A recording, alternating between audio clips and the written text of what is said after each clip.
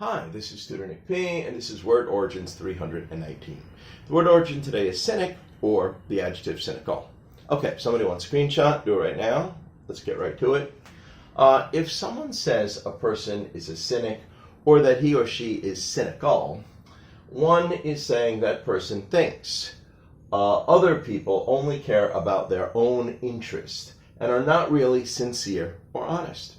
Cynics tend to believe people mostly do things for selfish reasons. We have a second meaning here. If someone is cynical about something, they tend to be negative and think something cannot be successful. Okay, let's continue.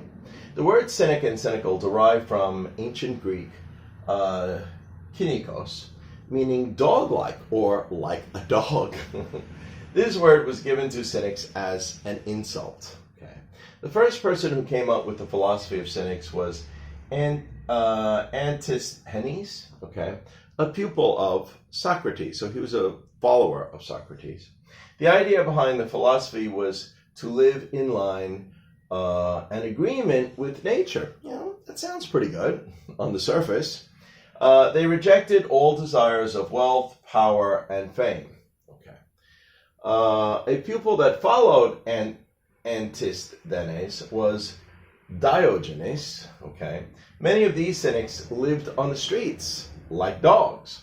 They were shameless. They did everything in the streets, like making love, sleeping, going barefoot, etc. And now you can understand why people started to refer to them like dogs, because they just thought of them as like being like animals. So, all right, this is where it came from. Let's continue. All right, and we got 5 examples to show just how it's used. Here's the first one. He is such a cynic. He doesn't believe any celebrities or famous people, really donate to charities because they want to do a good deed. So they're not just really doing it to help people. At least that's what he believes. He believes they only do it to improve their own social image. So if somebody has this point of view, you could say they are a cynic or they are cynical. All right, let's continue. Number 2, he has such a cynical view of the world. He never believes anyone does anything just to be a good person or a nice person. They must have an ulterior motive. They must have an extra motive or another reason for doing it. All right, number 3.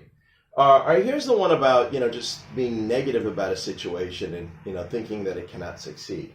Don't be such a cynic. You need to be more positive and believe it has a chance to work. Number 4, after many broken hearts, she has become cynical about all relationships.